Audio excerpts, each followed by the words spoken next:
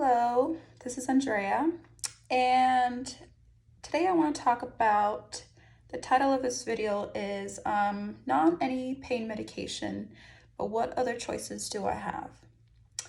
And I just want to share an option you have that maybe you don't know about, maybe your doctors have not told you about because they're not trained in this school of thought.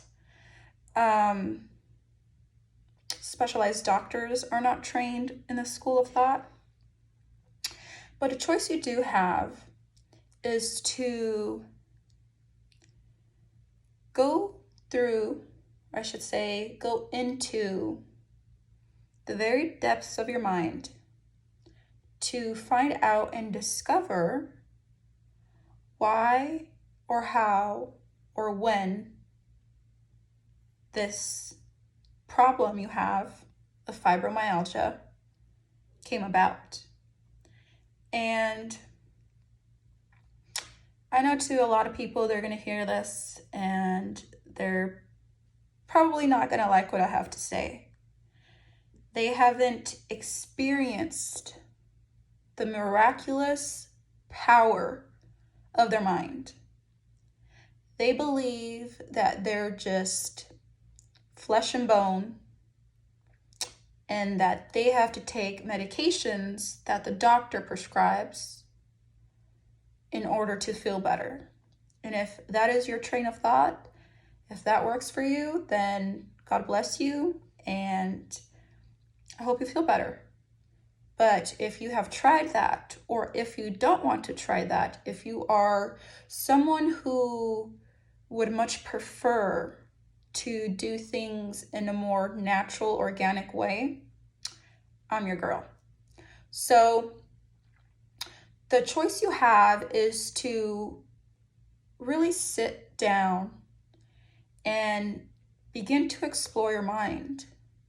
Begin to explore what thoughts, what feelings, what memories are stored in your mind that are causing disturbances in your physical body.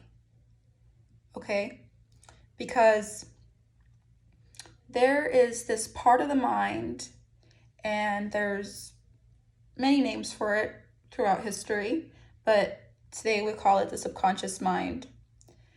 And the subconscious mind is like this recorder that is recording everything in your life from the moment that you were basically born. Every thought you've had, every experience you've had, every feeling, every emotion you've had, every trauma, which trauma affects the body and mind very deeply. And it records everything. And it's like a storehouse where everything is stored. And so your mind has two, call it spaces, just for lack of a better word, two spaces. One space is your conscious mind, which is what I'm using right now. You use it to speak, you use it to learn, you use it to read, to write, you use it to think. It's your very logical mind. And then there's another space in your mind/brain, which is called your subconscious mind. And that subconscious mind is this unlimited storehouse that stores everything you've been through, everything you've said, everything that's been said to you, everything you've seen, everything you've experienced. And sometimes, many times actually, we as humans, as we all know, we have far from perfect lives, especially our childhood is this pattern I've seen, right? Because when we're children, we don't have control or power over what happens in our life until we grow up and we're adults. Now we can make decisions, we can make good decisions, bad decisions that actually affect our experience, actually affect the quality of life we have. But when we're children, we don't have that control, we don't have that power. And unfortunately, we're at the mercy of our parents, our family members, our teachers, our school peers, and so on and so forth, right? So not always, but many times, children go through things that they at the time don't have the coping skills to deal with. And so what happens is that emotion, that event, Those words that are said to that child get stored in the mind, get stored in the brain. And although it happened to you a long time ago, it's still there. It's still there. Doesn't matter if 5 years, 10 years, 15 years, 20 years, 30, 40, 50 years goes by. It's still there in the very, very depths of your mind. And it's affecting you. It's affecting your life in ways that you cannot see. This is not things we can just see physically, but things that get stored in the mind stay in the mind. And unfortunately, they have effects that sometimes are not beneficial for us. So the traumatic event could have happened as a child. It could have happened as a teenager, as a young adult, even as an adult. Those experiences get stored in the mind. And so if you have a traumatic experience or multiple traumatic experiences, doesn't matter how long it's been, it's still affecting your mind. It's still affecting your emotions. It's still affecting your body. It's still affecting your moods. It's affecting so many things in your life.